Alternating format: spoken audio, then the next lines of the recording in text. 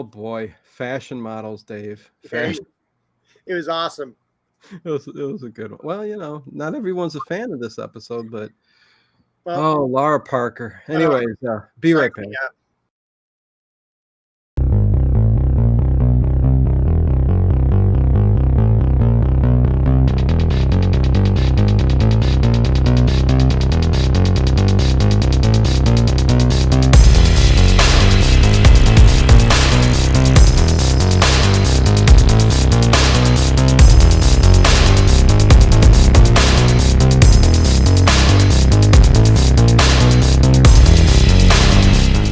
Is it just me? Or is it getting crazier out there? Man, I'm going to have to rewatch Dark Shadows real soon because I want to see Lara Parker in Dark Shadows again. Anyways, hello everybody. Welcome to the Late Horror Show. I'm Dino as always, and that's Dave. Plouffe wants fame, fortune, and a Maserati. That was one of Lara Parker's lines in the movie. Yes. It was better than being a dealer, a snitch, and a peddler of information. Oh my God, no. Well, I'll tell you what, a lot of the fashion models, speaking of the snitch, Mickey, who we'll talk about, they like that kind of guy because it's kind of kinky for them, she said. I remember her saying that. And I'm like going, what a thing to say. That is quite odd and quite weird. Like Kolchacking? I guess. Hello, everybody. Let's see. Becca Too Tall, Sweet Indigo. Good to see you, Sweet Indigo. It was good seeing you at movie night. Always having a good time. Lulu Bell, Becca Too Tall. Kathy, what's going on, Kathy? Good to see you. WTF Horror and Sci-Fi. Kolchacking time. He whipped through it, I think, looking at it, because he said the Trevy collection was not his favorite, so he has to familiarize himself with it. Ricky Spanish. Hey, I'm Dino English. Hello from Columbus, Georgia, and Fort Moore, Georgia. Okay. And Maury Blades is here. Lulu Ball, Tune, the News, Andrea. They're all here. Good to see everybody. Again, description below. Hit that thumbs up button. If you love Kolchak, if you love me and Dave, it is what it is. Still hit that thumbs up button. Description below for Dave to go to his channel. Some gardening. Yeah, I had quite a lot of people add in last week, so thank you for that. And I think I'm up to 450 subscribers, so nice. Nothing to knock around with that. And also, I think I had 250 hits on my video last week. So thank you, everyone. Almost as much as our last video. Yeah, that was rough. Everybody loved Charlie Chan. Cody Ray, what's up? Good to see you, Cody Ray. Yeah, a lot of new people today. Yeah. Adam, everybody. But yeah, listen, season 1, episode 14, aired January 24th, 1975, the Trevy collection. It's all about fashion, Dave. Trevy collection, 1975 is what they start out talking about. Yes, Madam Trevy. But I did have an issue. Did you? IMDb rated this at a 7.7. Really? And I was wondering, just, before we talked about it, what your thoughts were in general. Yeah, in general, this episode was kind of flat, but I didn't hate it. I agree. I think, it being about fashion and the models running around a little. No, it was a bit flat, but I did notice Kolchak, the actor, he didn't seem to really express himself like. It's like his acting was getting a bit like he's tired of it. He's done. Yeah. That was what my feeling was too. Okay. Darren McGavin is his name. Right. I'm like, what? Wait a second. Whatever actor that was. But it was a good episode. It's by far not any. It wasn't Mr. Ring, that was for sure. No. But I do agree that Darren McGavin was kind of, just mailing it in, just like, hey, I'm Kolchak. here's my pork pie hat or whatever. Let's throw it on the hook. I love the premise of mannequins coming to life. Oh God, I wish, if anything, I wish there was more of that. Yes. I mean, there was 2 scenes with, kind of back to back, beginning and end with the mannequins. And that's the part I love the best. And I tell you, a movie that is very underrated and is a really good movie, Tourist Trap from the 80s, is all about mannequins coming to life and killing. And okay. I love mannequins in horror movies. So this was good. It reminded me a little bit of the Wax Museum. Okay. Where you had, people. They moved. Yeah.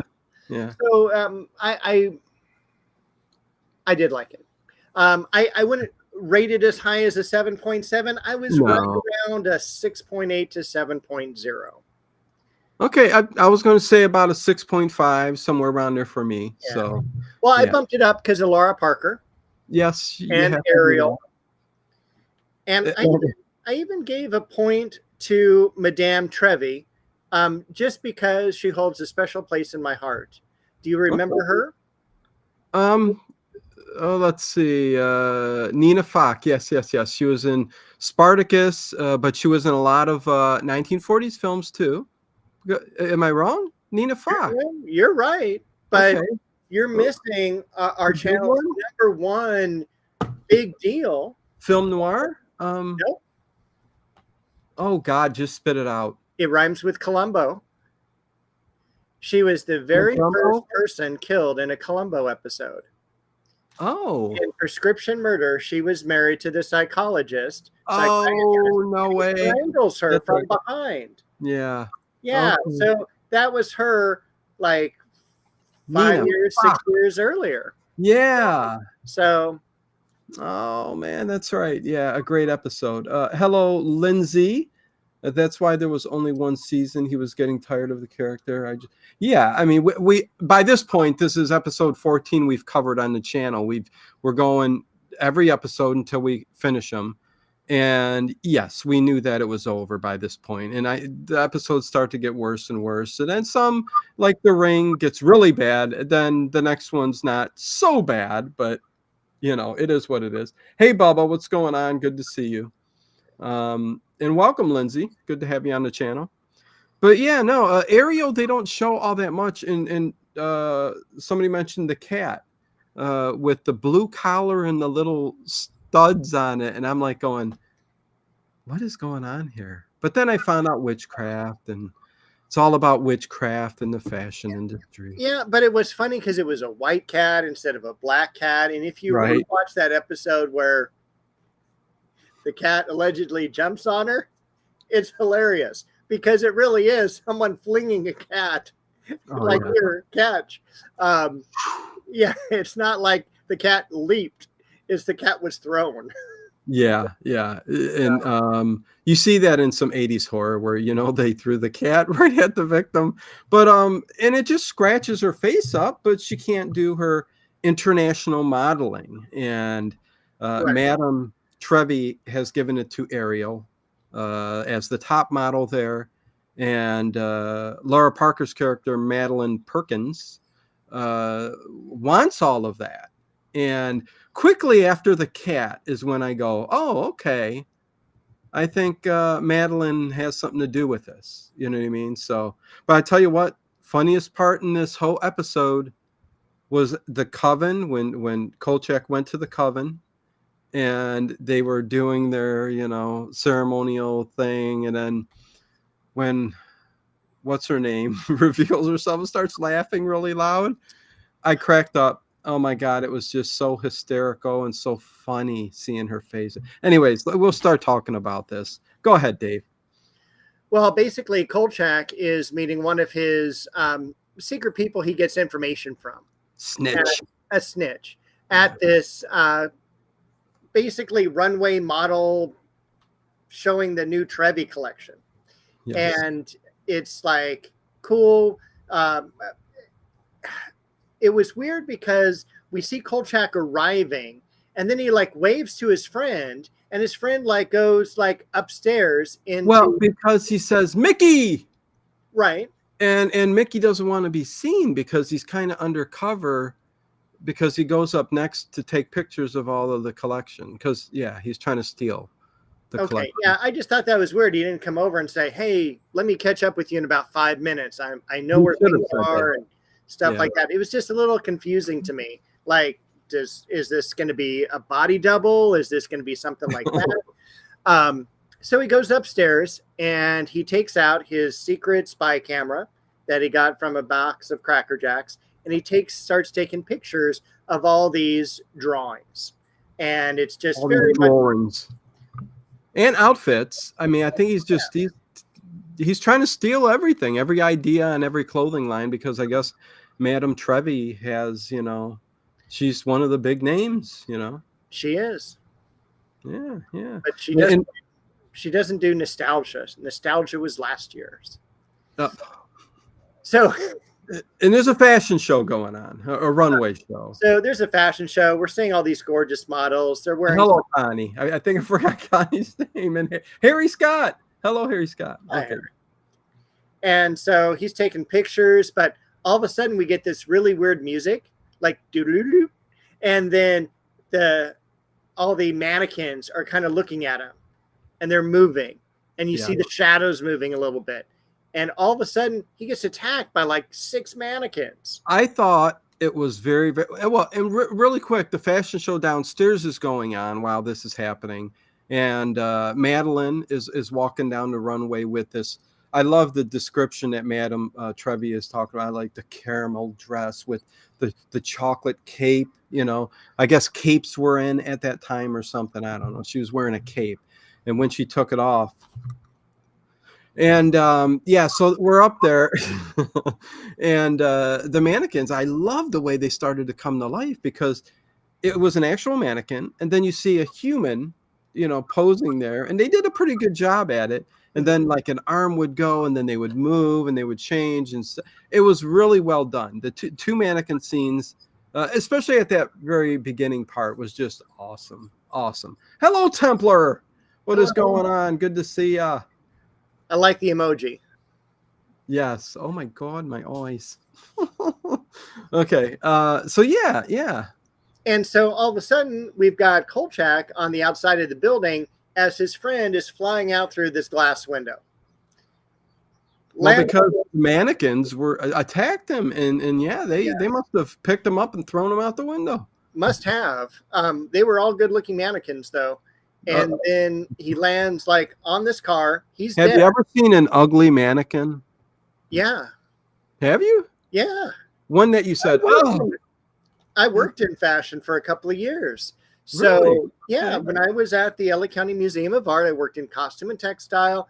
I dealt with mannequins for 2 years, and there are some ugly mannequins. And luckily, I had not seen this prior to my time in the storage department where they keep all the mannequins, because there were hundreds of them.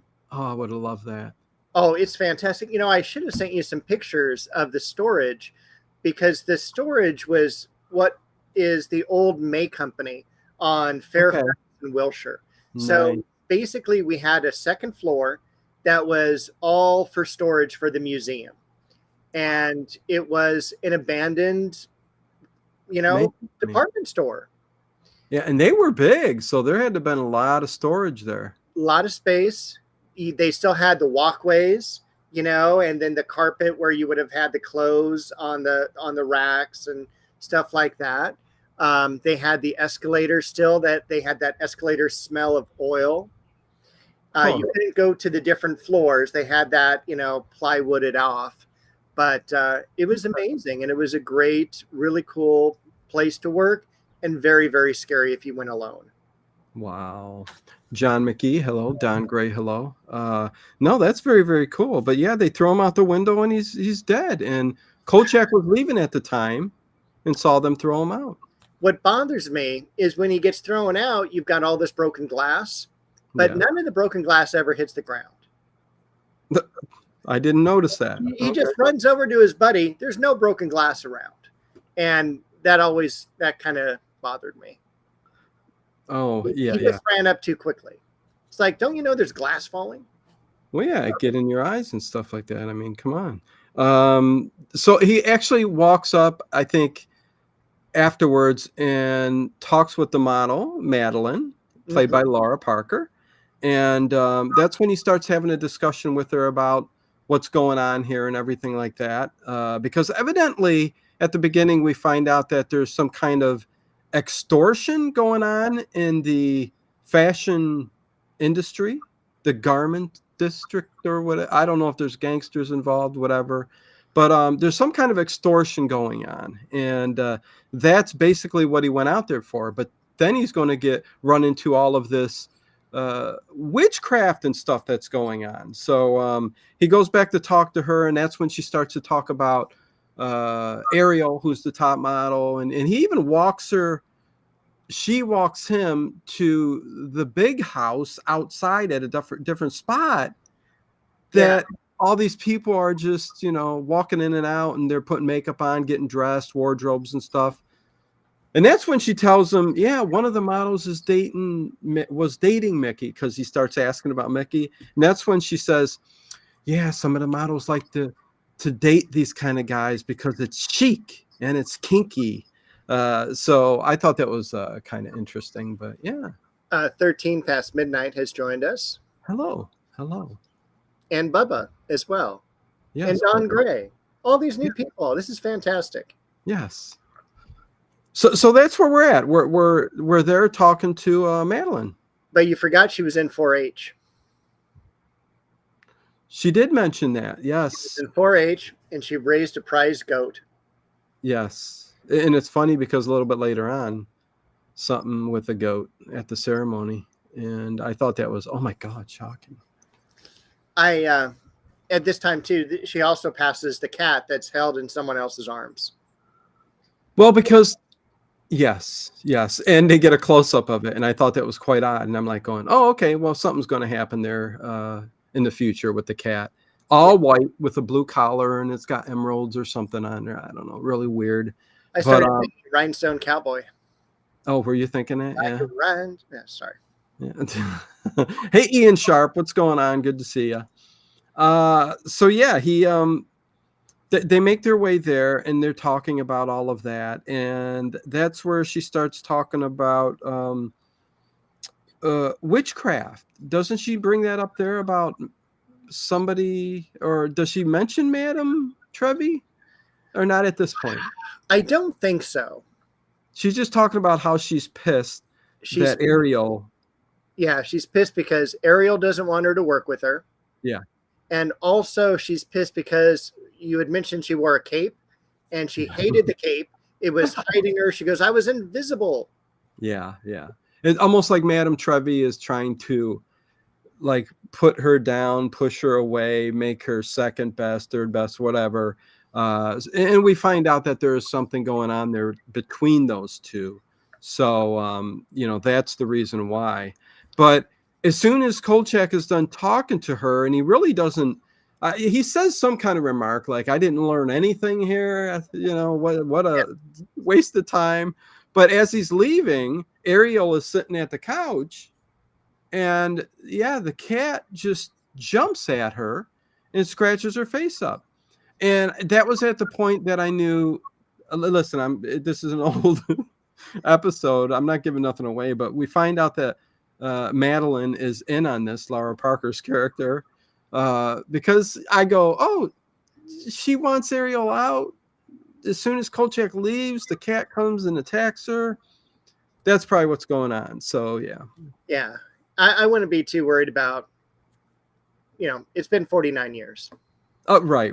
Yeah, no, it's hey, CM, Freddie Miranda. Hey, good to see you guys. Everyone's in girls. Thank you. Yeah. So yeah, no, that's go ahead, Dave. Cutscene. Carl Kolchak is back at the office, INS, and he's walking up the stairs, and he gets very Humphrey Bogart-ish, like, hey, bub, what you doing? And then he gets basically held up by two strong arm guys. And Kolchak's like, have we met? And he's all, we know that our friend blah blah blah told you something, and we want to know about it, and he really doesn't know anything. Yeah, I guess it's Murray Vernon or something like that, or Vernon, Murray Vernon. Right. Yeah, he's the one that's I guess the head of the syndicate. Is that the right choice of words? I don't know. I think so. But they make a deal and they go 60 hours. You got 60 hours to get over the evidence.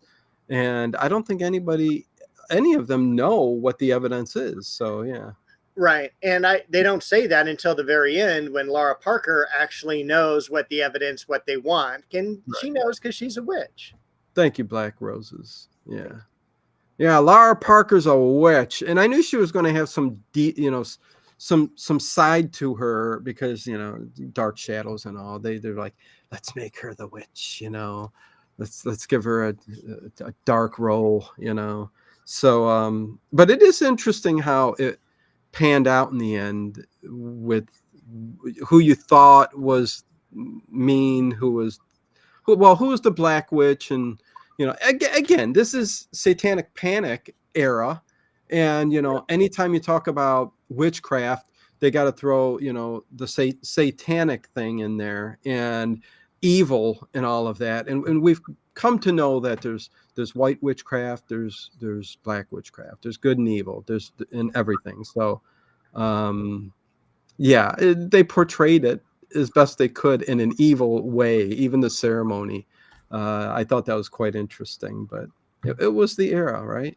It was the era, but I also felt that until we were in like that coven area, until we were kind of toward the very end, it was weird because it had like these dark elements over here, but then it had these very bright fashion, Yeah. And I didn't think it blended too well. Like if you want to make a episode dark, let's do dark shadows. Let's have castles. Let's have witches. I loved when we had, was it Scarrett? The devil. Scarrett. Yeah. Tom Scarrett was like the devil. That was such a great episode from beginning to end. Yeah. Definitely a good one. Yeah. This one wasn't. We had some good parts here, some good parts there.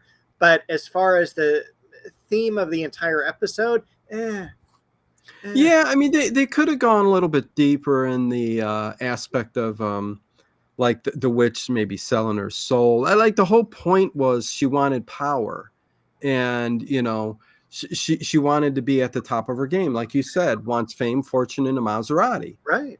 So she was using her witchcraft to get as high up that pole as she could, and they could have made it a bit darker, but it was TV. They were at a point here, episode 14, where I don't think they were getting lazier, and they really didn't care. So, right. Yeah, but I get you. Then we get to the next model, unless I missed something. Melanie, the model, who's in her apartment. Yes. And it was a very uncomfortable scene. It was. I mean, it started off all right. I mean, she's putting a towel on, and right. She's walking around nude, but it's not nude. You can't see nothing. You just see her feet walking from the bedroom into the bathroom. But it was, I thought, very much a Final Destination type of scene where yes. all of a sudden the shower closes and locks so she can't get away. The steam, she's going to be boiled to death. The water's super hot, in this shower. And she's like screaming and moving from side to side, and then she's dead. Yeah. And the whole time too, though, Dave, I'm sitting there going, wait a second, there's no way, even if the shower water is, I mean, I guess you can put your water tank to where it could be scalding. I guess that's possible, huh? Yeah, but this seemed like an apartment building by the time we go back, because we have a superintendent. The super across the way. Yeah. The super, played by Douglas Fowley, who is an old-time actor, over 300 credits to his name. and we would know him as Doc Holliday in the Wyatt Earp series. Yes, nice.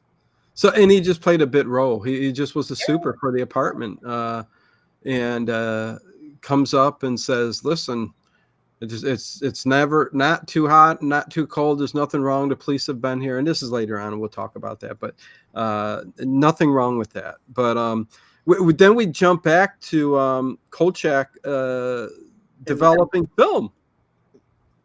Yes, that was actually before the shower scene. Was it? Yeah, it was, but it's okay. He is developing film because we have to have a darkroom scene in every single episode of every single you're right. of the 1970s. And he's developing his friend's Mickey's camera that was and thrown out the window. I think he does say it looks like the mannequins moved or the shadows moved, something like that. Oh, and they even showed it. They showed the pictures, and they showed the mannequin was like this and then like this, I mean, immediately, well, I guess you can't. It was a question, you know what I mean? Mickey could have bumped into it and moved it. Who knows? But, yeah. So then we're at where Kolchak goes to meet Madame Trevy. Right. Nina Falk, and she is... I do like when you can go ahead, but I'm going to say, I like the very end of this scene where she goes, "Please leave my salon." The way she said it, my salon, was just so funny. I don't know. It was that argument, whether it's a saloon, a salon, a salon, it's like they had so much fun with that word. Yeah. No logical explanation. Exactly. So go ahead. Yeah. They meet up, and he's just asking some questions. Yeah. It's a very quick scene. She's just dressed very elegantly. She's talking about the new collection. And afterwards, we jump to the apartment where this woman has been killed in the shower. And I love what Kolchak says. It's something about the public utilities and the scarcity of hot water. And here she is like boiling to death, It just goes, it's very odd. And when he knocks on the door for the superintendent, he goes, "Are you the police? Are you a reporter? I've already talked to everybody." Yeah. He goes, "Yes, but I want to talk to you about the lady that was fricasseed in the shower." Fricasseed. Oh, boy. But yeah, no, he goes and visits Madame next, Trevy, and he's just questioning her and all that. And at this point, you're getting the idea that she's the Black Witch. You know what I mean? She's the evil one doing the evil. Right. And even when he leaves there after she says, "Please leave my salon," or whatever she said, the car outside attacks him. We're not quite there yet. Okay. Well, because he does return to the fashion house. I don't know what we would call it. Hey, William Grover. But I know I kept saying her house, but it's. I think she lives there. I don't know if she lives there or it's just her office. I'd make sure I lived there. Well, I would if Laura Parker was there, because in this episode we have Laura Parker moving around, trying on some new clothes. We get this beautiful back scene of her where I'm just like, oh my backless. God. It was a backless kind of dress. It's a beautiful thing. Yeah. But look at me and Dave acting like two guys talking about these beautiful women in their dress. Hey, listen, she was a beautiful actress. So we gotta talk about. No, so yeah, all of that's going on. But when she does leave, oh wait, you got more information then before Kolchak leaves, because I love when he's chased down by that car. That's where we are now. Okay. So he walks outside. Yeah, because the discussion between him and Madame Trevy, there was really no importance to it except kind of a little bit of hinting towards, I think you're in the wrong, or something like that. Yeah. That was one of, I think, the problems with this episode too. It was too cut up. Yeah. Where it's like earlier on we had like big scene, big scene, big scene. Now it's like a little bit of Madame Trevy, a little bit of the apartment. Now we're back to Madame Trevy. Now we're over at, INS. It was too quick, and it wasn't long enough at any of these locations. But when Kolchak leaves, all of a sudden we see this car zooming in after him. And I was so worried it was going to hit his car rather than him. Oh, yeah. And Ian Sharp does mention a thing when at Madame Trevi's, when he's talking to her, the butler or whatever, whoever the guy is picks up his hat and is like looking at it, Kolchak's hat, and that was kind of funny.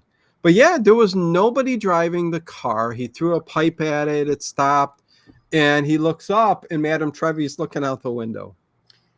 And she's got a weird look on her face as well. And I didn't know if it was like a look of anger, a look of scared. It was very unsettling. Yeah, I mean, we were thought to think that she's doing it. You know what I mean? Correct. Yeah. But looking back on it afterwards, you kind of think, oh, she just sees that this weird stuff is going on, and she's maybe getting a little scared herself. So. Yeah, it was kind of funny, and it hurt me a little bit because I really like Kolchak's car, where he jumps up on top of it before he flings that piece of metal or pipe that breaks the windshield. And I'm like, don't scuff up your car. Oh, and somehow we jump straight from the police are coming for you, Dave. Oh boy, I'm good. Okay. I said to make sure that. Oh, anyways. So yes, we jump straight from there to where suddenly he found there's this author on witchcraft, and he's immediately somehow found it really quick, and he's there, and he's sitting during the presentation of his book, the author speaking. Yes. Buys a book, gets it signed, joins a coven. Anyways, go ahead. Looks like one of my classes, except I have a lot more students. But it's just like this guy standing there. He's got first of all, he's weird. He's got this like very angled mustache. So he looks kind of demonic himself. And behind him, he's got this symbol. He's starting to talk about witchcraft. Kolchak's the person like, Mr. Kata, I got a question. And so he's like, how do you identify a witch and stuff like that. He's asking all these questions while everyone else is just a paid like standby. Just sitting there. But evidently he's doing it at this library or something like that. And there's a woman sitting in the chairs there because listen, there's like 5-6 people there listening to this author. I don't know. I guess that's the way it goes, or they tried to make it seem. But she was sitting back there and she's staring at Kolchak.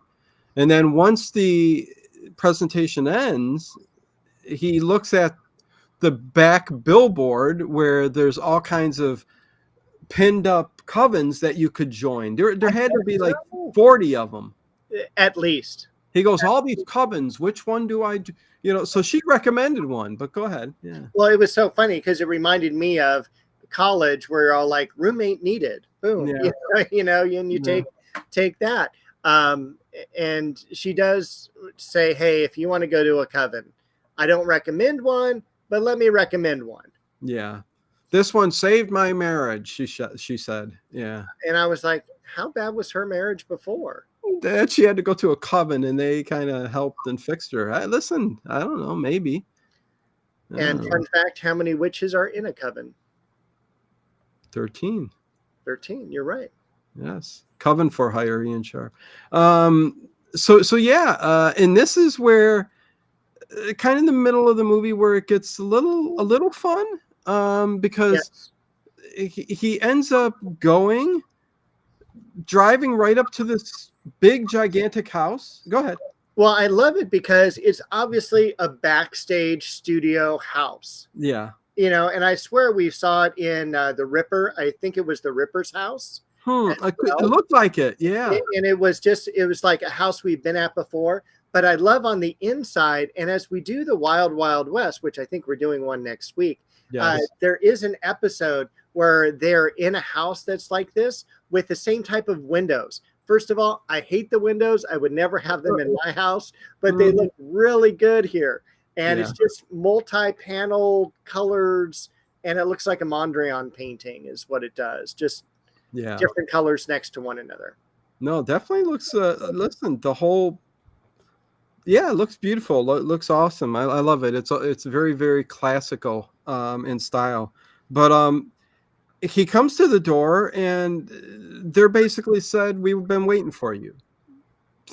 That's what they tell him. So they welcome him in. And again, there's lots of what's that? Doesn't he have to wear a cape? Listen, I'm going to get to that. That's the funniest part.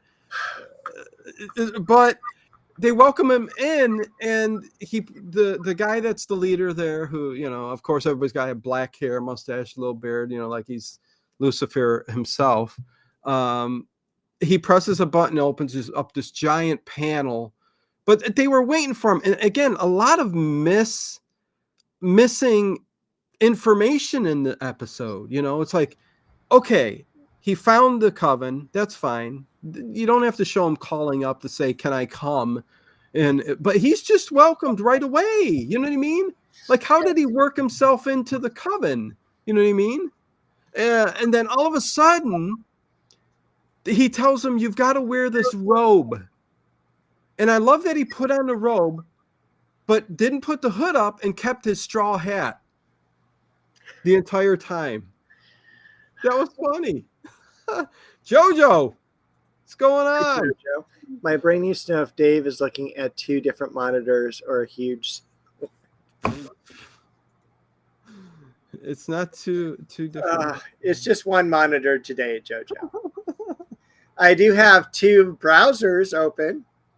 That'll work. So, that's probably why. Dave's got a giant LED 56-inch TV in front of him.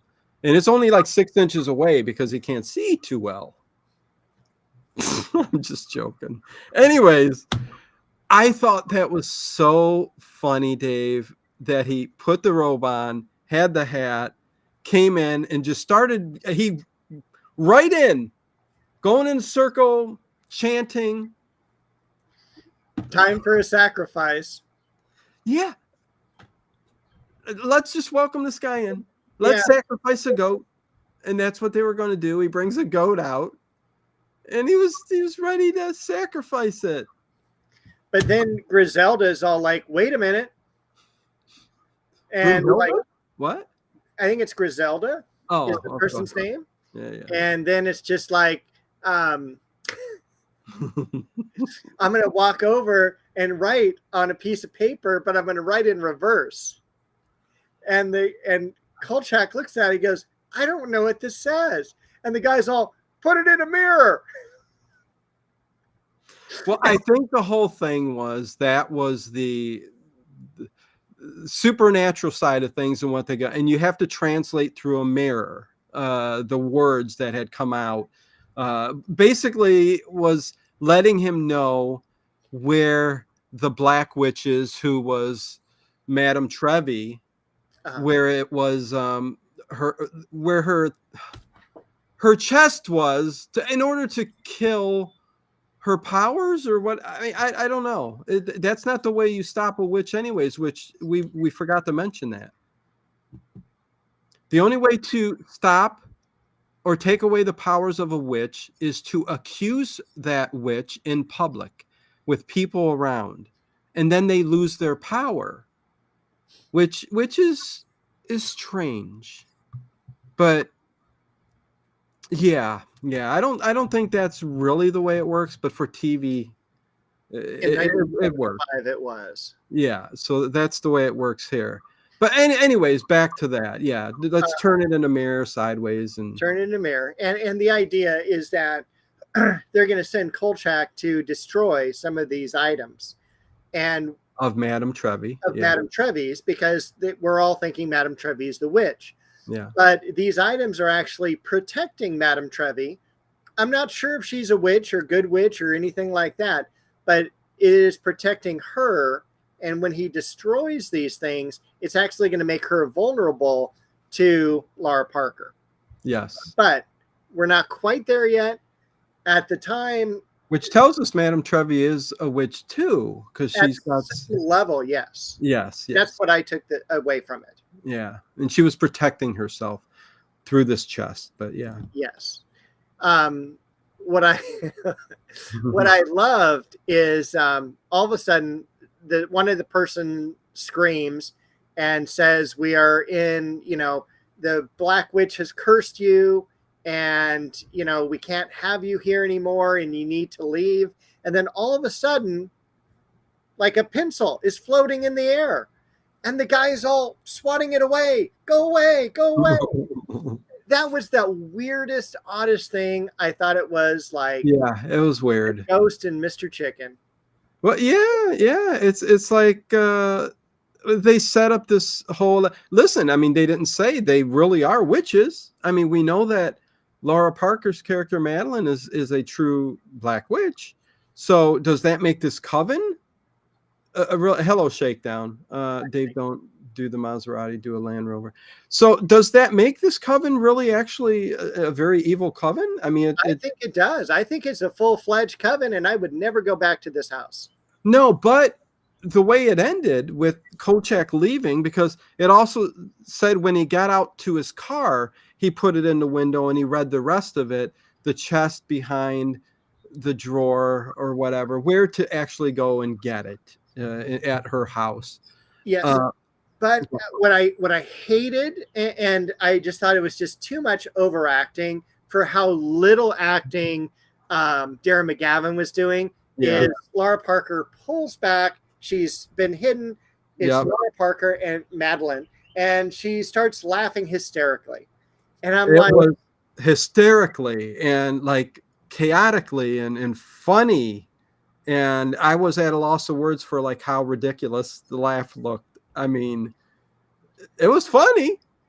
I mean, it was a scene, man. It was a scene. It was great for late night TV. It was a great scene for something British in horror. It just wasn't good here. Yeah. It was something else. I don't know what more to say about that. That was very, very funny, the way she did that. But yeah, and I wrote that down. He leaves hysterically laughing, LOL, in big bright letters. So, but then he goes back to the house to check the chest, and he gets it from Madame Trevi's whatever, her house, whatever, her office. And he dumps what looks like stupid little pieces of papers. I don't even get what was in that chest. I don't either. I thought it was some potpourri. That's what it looked like a cheap dollar store kind of paper chest that you would get that had maybe some sage, and sage. 50% off. Should I? Yeah, go. It was. Listen, I don't know. And he dumps it in the garbage can, lights a match, throws it in there, starts to burn it, and here comes Madame Trevy. And she's like, "What are you doing?" And then she like falls to the ground, and she's like, "I'm not the witch. Madeline's the witch." And she collapses, and we think she's dead, but she's not. Well, then cutscene, go to the hospital, and she's at the hospital, and she's survived. But I thought we were on the Love Boat. Yeah, well, yeah, the good doctor was there. Doc. What was his name again? Dr. Gravenitas. Yes. Bernie Copel is the actor. Bernie Copel from the Love Boat. The Love Boat. Very small role. He didn't even have too many words to say in the episode. No, but he starts talking about chicken soup. And I don't know if it was this time or if we go back to the hospital, because again, we're jumping from scene to scene to scene very quickly here. Yeah. With lots of missing information, as if scenes were cut. Missing information. Like it's a 2-hour movie and they cut a half of it out. It was weird. It was weird. So there's a scene where he says that, he goes, it's kind of like, what my mom used to say about chicken soup. Ain't gonna hurt. Well, listen, what's going on in Hello Night Fright talk show? Good to see you. The whole thing is she's in bed, and I guess what the doctor said was it was kind of some weird asphyxiation, like the witch kind of was stopping her breathing by putting pressure on her larynx or whatever. It was kind of like a Darth Vader move. Yeah, exactly. It's just like he's got that chokehold Yeah. around her. And we find out that he goes, she's going, and I said, oh, okay, she should start recovering. As long as she's breathing, doctors can take care of that. But he says, I don't know if she'll make the night. And she's, I guess because she wasn't getting better. And we do find out that there is a doll that's somewhat like a voodoo doll that, I guess witches do too. It's a rag doll with a little something around her throat. Yeah, that Kolchak's going to have to cut. But anyways. Oh gosh, and it was like a $2 carnival doll. Oh, it was the ugly. I mean, why not just get a Raggedy Ann and Andy doll? It would have been better than this, which was just like. I think they were saying let's not make it a voodoo doll because this isn't about voodoo. This is witchcraft. So it was more of a rag doll, but it was had no eyes. It was just like a black and white thing. It was just kind of the shape. Very, very cheap. I don't know. You wouldn't even get those out of the claw machine, really. No, terrible. You wouldn't even want it. No. Yeah. But that just reminded me how much I loved the zombie episode and how good that one was. Oh, the good episodes were so good, Dave. Especially early on, the first few. I mean, so good. But that's where we're at with Madame Trevy, and then. We're back at the newspaper office where there's a gigantic mess. Go ahead. It's trashed. The guy. Emily's there too. I'm sorry. Who? Emily. Miss Emily's there. God bless her. We also have Ron Updike is there as well, helping to clean. Vincenzo, he's just pissed off, and he's like leaning back. He's all, "Look what you brought into my office, Kolchak." And they even tag Vincenzo's window saying, "Kolchak, you're moving too slow." And they also, you don't see the last word, but Vincenzo's all like, "It was a bad word," and I tend to agree with them. Yeah. Hey, Barry Geekler, what's going on? Hello, Barry. Yeah. So they're all. Sierra Madre today. What's that? It's a warm day in Sierra Madre today. Oh, it finally cooled off 10 degrees, but it's still 84 and humid. So it's still hot. It is. But it's better than 96 and humid. We were 97 yesterday, 95 today. And it was one of those nights where it didn't cool off. It was like a Las Vegas night where the temperatures were up in the 70s. And all the way across the country, it's exactly the same as yours. Like the mornings were still hot and sticky and humid, and it felt so awful, Dave. It was a nasty morning this morning. I went to breakfast probably around between 9:30 to 10, and it was already like 88, 89 degrees. Right. Well, it's starting to cool off. That's all I care about. But let's talk a little bit about the Mojo bag. I love that. You know who else had a Mojo bag? Fred Sanford. Your last partner? Fred, no, he didn't. Fred Sanford and Sanford and Son. When he had the toothache, he had somebody make him up a Mojo bag, and it was supposed to heal his toothache. And it was filled with all kinds of herbs and things and stuff, and it was. You know way too much about Sanford and Sons. I mean, every episode. And it stank.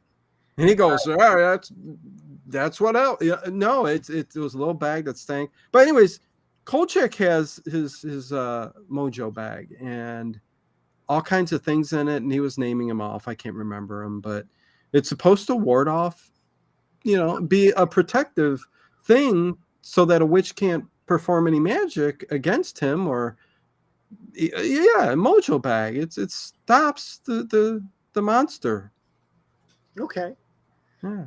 We had quite nothing to say about the Mojo bag, Dave? I do, but it's not until the end. Okay. It pissed me off.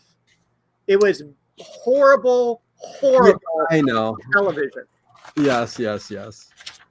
I think never set the Mojo bag down if it's there to protect you. Anyways. So, if you could check our thumbs up. Oh, let's go and check our thumbs up. Thank everybody for being here. Make sure you hit that thumbs up button. Yeah, good group of people. A lot of first timers as well. Yeah, check out the description below and where Dave's link is to his channel. 69 thumbs up. So thank you. Yeah, pretty good. Best in a little while there. You fish-eyed fool. Oh man. Gotta love Sanford and Son, man. Oh, you sounded like Mr. T. Yeah, pretty fool. Yeah, whatever. Well, I don't know how to sound like Fred Sanford. I'd have to sit there and think, and listen and try to work on that voice. But Elizabeth. got another one. Here it comes. Oh my God, you big dummy. Anyways, Sanford and Son. Well, no, not Sanford and Son. The Mojo bag, and then Dr. Grabanites calls Kolchak back. Oh, go ahead, Dave. Listen, just go. No, CM or JoJo's been going through my channel. Jack LaLanne playlist on his channel, pure gold. I love Jack LaLanne. Jack LaLanne. And old school. Way old school. And I have about maybe 5 or 6 videos of him.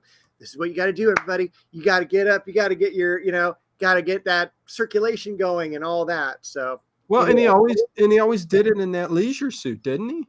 He did, yes, yeah, absolutely. Good old Jack LaLanne, man. I remember him. He was on a morning talk show here in Southern California, and the guys are asking him, like, "Do you drink milk?" He goes, "Milk is for a suckling calf." Like, okay. So, like, he goes, "No milk in your diet." So he's not lying. No, and we're the only mammals on the planet that continue to drink milk after we're weaned. So if that doesn't tell you we shouldn't drink milk. But anyways, I'm not here to discuss that. Let's get back to this. All right. Should we go to Madame Trevi's? Yes, let's go back there. All right. One of the things I love about Madame Trevi's compound, I'm going to call it a compound. That sounds good. Are all of the beautiful light fixtures, because it makes it dark, makes it creepy. There's a lot of light fixtures, but it's still that very Victorian type of atmosphere. Yeah. And we know that this is now the culmination of the episode. Kolchak walking through, going upstairs to this place where his buddy Mickey was killed. This is the place where the mannequins are. And it's also where I guess some of the models get ready, because they have all these mirrors with pictures and the glass, or not the glass, but the light bulbs around the edge. Yeah, I forget what that's called, but it's where they put their makeup and all that on and get dressed and all that. And I don't know what that's called, the mirror, wardrobe mirror or whatever. But he's going there to get that rag doll. Yes. Yeah. And he pries open a cabinet. Hello, John Swan. Any channel that has any Groucho in it is kind of stuff subbed, Dave. There you go, Barry Geekler. I love Groucho Marx. So he pries open this door, and there's this scissors. With scissors, and he put his Mojo bag down there too, for the first time. For the first time, yeah. And then he pries open the door, and the mannequins, they're starting to move, but they allow him to go and cut that piece of yarn around the neck. Yeah. And then we cut back to the hospital, and Nina's all, oh, I can breathe again. Thank God for Kolchak. He saved Miss Trevi's life there. Yeah, is what he did. But there's a whole this ending scene is so chaotic, so disorganized. Again, even when he falls down and like they're coming, like is it Madeline who's going to come and kill him? He goes, there's no care on his face. Like the acting is like, what are you going to do? You're going to, you know what I mean? I was a little blown away by even that. Like they didn't even really care. But It is very chaotic. The mannequins kind of turning the life, moving around. The Mojo bag stops them, and then this and that. But a lot's going on. Go on, Dave. I'll let you speak a little bit. I'm caught up with. I loved Lara Parker's outfit at the very end scene. She's got this really tight sweater on, and it's how dare you? Neck, and she's got these matching like khaki type pants. And all I want to do is like just take her home and just like go, you're my girlfriend now. And waist high, bell bottoms, yeah. Oh yeah, just totally. It's Mod Squad all over the place. Yeah. And she's walking around. She's kind of playing with the mannequins, putting her arms around them seductively, running her hands up the mannequins' arms, because we know that they're under her power now as well. And she has been like, I'm the witch, and you're gonna be, if you're gonna die. Yeah, unless you join me or unless you work for me, and he's all, can I think about it? And she's all, I already know your decision, which is no. And then, you're going to have to die. So then we have kind of a weird fight scene. Yeah, where he's being attacked by the mannequins. They're coming at him. And meanwhile, Madeline's like laughing again and kind of like roaming around the room as this is going on. Kind of like a witch. Cackling, maybe. It is cackling. And what I didn't understand was when he started breaking the mirrors. Go ahead. When he started breaking the mirrors. Yeah. Why did that bother her so much? Do witches not want? Because, it's not like a vampire where you can't see your reflection, because we can see her reflection in all the mirrors. No, there's something with the mirror, but man, I should have looked that up. But are you calling Ted? What's going on? No, I'm looking up mirrors and witches, because I know there is something with that, and I have the same thing. Mirrors and witches, because he starts breaking it for some reason. Mirrors were often associated with divination and witchcraft, and witches were believed to use mirrors to predict the future. Okay, so they used the mirrors for power. Okay. So he was just knocking them all so that she couldn't use it for strength or something like that. So anyways, listen, I got to dig a little bit deeper into that. We'll have a whole episode on mirrors and witches. All right. Looking forward to that. Okay. But that's why he kind of was doing that. And then, yeah. And what I love, after he's done breaking all the mirrors. Because she's a model. She looks in the mirror every day. But go ahead. There's one mannequin, and he throws the chair at it, and he just goes right straight back. It just cracked me up. I loved it. The fight scene with Kolchak and the mannequins were quite funny. Yes. Quite funny. And anyway, then he gets Lara Parker in like a half Nielsen, and he throws her in this vat of water. Well, hold on. Yeah, no, really quick. And this is the very end. She also says when she was trying to get him to be on his side. Yeah. She knows that he's looking into that extortion type thing. Oh, right. And she does mention to him, like, if you work with me, that those papers are in a shoebox in a nursing home, and she says the name, and he ends up going there and getting the papers and ending that kind of extortion thing just in time, the 60 hours. But yeah, so that I had to say that because that's important for the very end. That's how it ends. And then we get to the vat. It's a big 50-gallon container of blue dyed water. Why is it there? Are we dyeing clothes? Are we dyeing hair? Well, first Kolchak takes her by the hair, sticks her head in the water. He's going to drown her. Full on. But we learned earlier in the lecture that witches don't drown. I know. So it's just like, are you proving she's a witch? Because it's not going to hurt her. But then when she comes up, she's ugly. I mean, she's got nasty hair that's all blue. Her face is like all blue, and she's like, she's lost it. Which I thought at this point it's good acting because she's all, I am going to kill you, Kolchak. And there's this great scene where Kolchak's running out of this, Madame Trevi's place, and Angelique, sorry, I just saw that from Sin City. Lara Parker's running after him really quick. It was just one of the great chase scenes of Kolchak because it was so short and so good. Always shakedown. I won't let you know what's in my skull goblet, but yeah, no, it was very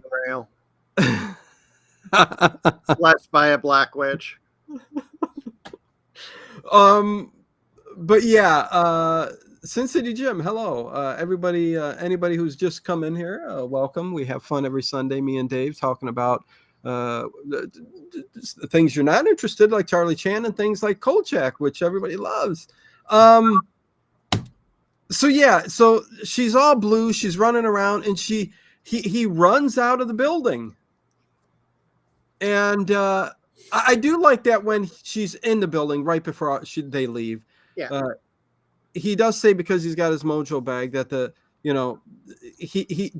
she says none of the mannequins care because he's trying to accuse her there in front of the mannequins, which is weird. Because if you accuse a witch, they say they lose all their power, but they run outside. But before, I'm sorry, and this is one of the things I brought up earlier. This is one of the reasons I didn't like this episode, is that they show him picking up that satchel 3 times. The bag of Mojo, yeah. Why not pick it up one time and hang on to it? But wrap it around your neck, yeah, something. Yeah. And I love Black Rose says she got smurfed. She got smurfed. Blue. Who said that? Black Roses. Oh, Oh, yeah. I should have known. Black Roses. She got smurfed. But then he runs out. He jumps, I think, on a car. He's hollering. Not his car. Some random truck. He just jumps up there, and he just a speech. Madeline, I accuse you of being a witch, and she's all. And then she falls to the ground, and there's bubbles coming up on her skin. She's getting warts on her nose and everything. It's like, of consorting with the Prince of Darkness, and she's all, and it was just so weird because he was just like, giving a speech like a politician, and she's like screaming, and everyone's on the streets going like, holy, what the hell's going on here? I'm gonna walk down this street again. Meanwhile, she's lost her power because of him doing that. Listen, if it's that easy to make a witch lose his power, I mean, come on, Dave. You know what I mean? I accuse you, and the powers are gone. Listen, it don't work that way. Nope. Trust me. Trust me. Anyways, yeah. And she basically goes insane. She's in an insane asylum now. Was it Grassland Sanatorium? God, I love that. The doctors give her little hope of recovery. Yeah. I don't know. I would have, if I was the director, I would have put in the end scene with her in the sanatorium with like a vest on, looking out of the window, real crazy, and have her laugh hysterically there. Can you imagine the impact of that episode? That would have been great. Had we could time travel back 49 years, we should do that. I would have also loved her, like in the zombie episode, as the woman did there, going, Kolchak, Kolchak. And then to find out later, like she escapes. Oh my God. Season 2 of Kolchak. That would be cool too. But I think, just having her hysterically laughing with a vest on, that would have been perfect ending, and it would have made such an impact at the end. She could have been building a Ouija board that she's then going to give to Art Bell. Oh, geez, no. Oh, boy. Let's not talk about that. It was one of the weaker episodes, but it did have Lara Parker in it, so that made up for it. Yeah, Sin City Jim, we kind of said the same thing. I mean, that I can see. Sadly, I can see where they're even Derek McGavin is given up, on certain scenes. You know what I mean? Where there's no emotion in certain scenes that there should be. And they're just either rushing through it or whatever. I don't know if each episode from this point forward they didn't know. You know what I mean? Or if they knew. Yeah. Okay. But at this time. And when I found out, I was listening to a podcast the other day that is a Kolchak podcast, that there are 2 unshot scripts of this season, and I would love to find out what they are and what they would have been. But the thing is, they always go about things the wrong way. Listen, what was it? 2009 that they tried to bring Kolchak back to TV? I think a little bit earlier, 2004 to 2006. Okay. Yeah, okay, so like 20 years too early. Like right. I think now is prime time to like reboot something like that. Or even if there were a couple scripts, even if there was a movie, Kolchak the movie, something like that. I think it's gained such a cult following, and I think it's only getting more and more and more. More people are discovering Kolchak because of our series that we got on the channel. Absolutely. That I think it deserves a reboot or a movie. I was reached by a couple directors that were talking to me about this. I think we should at least get some extras, be playing extras in some of the scenes. Oh, without a doubt. No, that I was in talks with somebody about that. He said, if it comes to fruition, I will be in contact with you and Dave for sure. Perfect. So, and these are some big names, Dave. Jennifer Aniston. Oh, no. I think she was talking to somebody about that because she was in talks to begin with on wanting to reboot this series. But, yeah, she said no. She said, I'm moving on. And she got some injections under her eye, and it kind of puffed her up. So she's kind of in seclusion at the moment. Oh. Yeah, she's a beautiful lady, Jennifer Aniston, without a doubt. Saw her once in the Bahamas. Never been there. So, next week's... Dave's like, what's going on? Next week's Wild Wild West, Dave. Awesome. Yeah? You is know it what? The Night of the Sudden Death? Is that what we're doing? Yes, it is. Night of the Sudden Death. Just right from my memory. I love the names. Kolchak versus Dogman. Well, that's the other thing too. You know how many more monsters could be inserted in the scripts of the Kolchak series? I mean, can you imagine Kolchak on the hunt for like Slender Man or like the Dog Man or even Jersey Devil or something? I don't know. It's just unlimited. You know what I mean?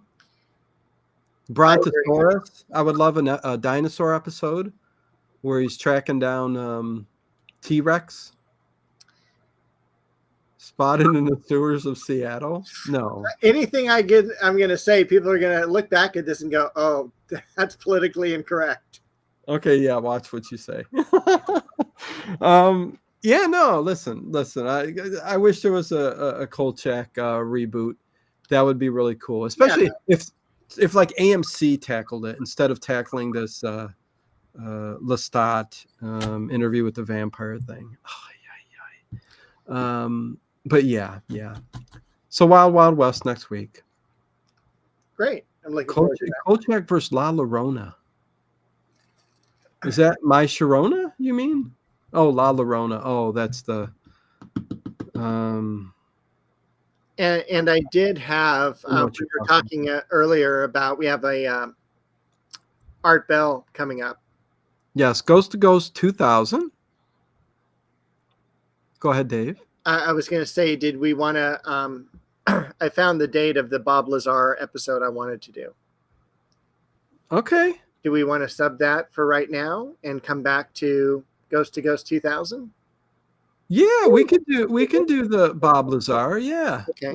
Let's switch it up. The date, September 26th, Okay. 1997. Okay, Bob Lazar. Okay, so I am going to change that up. It's at least 3 weeks away, I think. Yeah. Something like that. So I will change that up and push the other Art Bell back. Because I'd love to talk Bob Lazar. That'll be really interesting. It'll be a lot of fun. It's a great story. We had such a great response just from that episode we did of the Area 51 callers. Oh yeah. And it was just like I couldn't believe how many people were so interested in Area 51. Well, with Bob Lazar, we get to talk about, of course, my love-hate relationship with Bob Lazar and the Bob Lazar story. But within there, we also get to talk about John Lear, and we also get to talk about Area 51, amongst other things. So, heck, that could be a 10-part series if we really wanted it to be. But, I look forward to talking about Art Bell and Bob Lazar. Lizzie Armstrong. Thank you from Australia. As well. Yeah. Lizzie Armstrong from Australia. Thank you, mate. That was awful. That was bad. That's going to ruin all our... It's what comes out of my heart here. Yeah. I got a very suspenseful detective stream tonight. So hopefully you guys enjoy that tonight. And I think we're done here, Dave, huh? A little early? It's a little early, but that's okay. Unless you got something else you want to talk about? No, not really. Barry Geekler and S4. Yes, of course. S4, yeah. S4 is that's where technically Bob Lazar worked. The one Art Bell that just trips me up every single time is where the guy that's flying into Area 51 in his little plane, I forget what it's like, a Cessna or something like that. Cessna, and he put a red cross on it. And he's talking to Art Bell on the air as he's flying the plane, and he's going, yeah. And this is his voice too. Here, let me ask him a little bit, Dave. He's going, yeah, Art. I'm seeing lights come on, and looks like the jet's coming up real close to my backside, and I'm still going in. I'm going to hope for the best, but Art. Let me play Art Bell. Okay. I think this is a bad idea. Well, Art, I see the lights. It looks like they're pulling up to the side of me now. Turn around. No, I've gone in already. I've gone in. Turn your radio on. No, listen, Art. This is very important. No, okay. Something's coming out of the ground. They're opening some kind of hatch. I think that I'm getting lower in altitude, and they're still following me. I see the lights. Oh my God, Dave! it was the most phony baloney I've ever heard on the show. It was, first of all, his girlfriend faxes in. Art, you need to pick up the phone. My boyfriend's on the line. He's flying into Area 51. Hey, Lizzie, that was so funny. Lizzie says, listening, mate, as an actor, director, and writer. Lizzie, are you? Really? Very interesting. Cool. Okay. So, that's pretty cool. But yeah, Dave, that episode was just so that portion of the episode was so classic. It cracked me up. 100%. It was great. William Cromer, everybody saying thank you. Yeah, no, we're getting out of here soon. I'm gonna get some quick eats, and I'm sure that's what you're gonna do. One last thing about Art Bell, I got fooled the other night. Oh no. Yeah, I was listening to. I was on YouTube, and I wanted some ghost stories, and we'd already done up to 2000, 1999, and so there's this one that came up. Ghost to Ghost 2006. And I turned it on, and it was George Norrie. Oh, no. And I'm just like, I was so taken out of wanting to listen to ghost stories. Oh, gosh, yeah. Listen, I mean, it's sad. It's sad. Listen, nothing against George Norrie, but if you don't have it, you don't have it. And again, when George Norrie did come aboard, it was becoming commercial with Art Bell. That's why he just, I mean, when you had like almost 20 minutes of commercials, and it was ridiculous. But George Norrie, it even became more commercialized, and I'm sure the execs and everybody else at Clear Channel was pushing that and saying, listen, let's make money. Let's do this, and so it took away from everything, even when all those commercials came in, it took away from when we could hear him for almost a whole hour and there weren't too many interruptions. It just started to change. And I think he hated that too. But, George Norrie just doesn't have it, and he's still on, isn't he? From what I understand. I haven't listened to an Art Bell show in probably you're not going to believe this, but probably 10 years. Wait, no. How long? Yeah. Art Bell left the air 2006 or 4? On his channel, his last broadcast was 2015. 15. And so, I mean, he was doing at that time satellite radio. Yeah. So he had, and I saw him on when he went to XM. I saw him when he started his own up, Midnight in the Desert, on the internet, basically. So it must be around 8 or 9 years then. Last time I listened to George Norrie. I get that first year on and off. I would pop in here or there, see how it's going. But also, the minute I heard Peter Davenport wasn't allowed on the show because of whatever was going on, I'm like going, oh, forget this. I mean, Peter Davenport was my, one of my favorites, man. But anyways, go ahead, Dave. Well, no, and it was just, I didn't like the games that George Norrie was playing. The only reasons I would listen is that they would bring on still Linda Moulton Howe and all these regulars. That's who I was listening for. Yeah. Is the guests, not so much George Norrie. Listen, apparently Norrie doesn't have it. Yes, I will say it again. He doesn't have it, Harry. 2015 says Barry Gleekler. Okay, at least 10. So yeah, I'm right around there. Linda Moulton Howe. She Earth Files. You find her right here on YouTube. She does the same thing, same format, still to this day, but now you get to see her do her own thing in the same way on her YouTube channel. So check out Earth Files. Or I guess you can call her on the phone, from what I hear. You still can. Yes. She said she's a busy woman and she's dealing with important situations, but she told me she'd come on with me after the beginning of the year, and it's already halfway through the year. So am I going to call her up again and bother her? I know. Look, here's the deal. And this is what I would push you to do. Yeah. I think you need to call her. Okay. Because right now, what's going on in the UFO world? Nothing. We just finished Contact in the Desert maybe a month ago. And that was the last big salute for the summer. Right. So, she's going to be doing some vacation. She's 82 years old? What are you going to do? Wait till she's 85? No, I know. She's going to be around for much longer. And so, I think I'll reach back out to her and call her and get her on the show. I really wanted to just talk to her about Art Bell, not even dig into the stories she's dealing with, because she does that all the time. I want some stories with Art. And, from there you bring up some good stuff. So, yeah. So, yeah, that's I want to hear her say animal mutilation. Oh, yes. Anime. Well, you can hear her over and over on her shows, but that's true. Norrie was the death. Yes, Black Roses. I agree. Yes. Okay, so let me see how many thumbs up we got. Let's see. Sure. Anybody who hasn't smashed that thumbs up, that is at 77 now. Nice. Please hit that thumbs up button. Check out Dave's link. Become a subscriber for Dave Plouffe.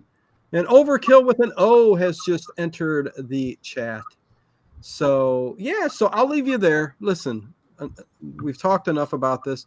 Yeah, we got through this in an hour this week, right? Oh yeah, it was a quick well, it's a 50-minute episode. Yeah, it's at the end where and a lot of stuff missing, like we said, and just the beginning, the end, and a bunch of mishmash in the middle.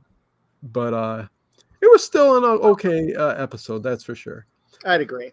So, Dave, say hey to Bo. I will. She's outside laying on the cement in the shade.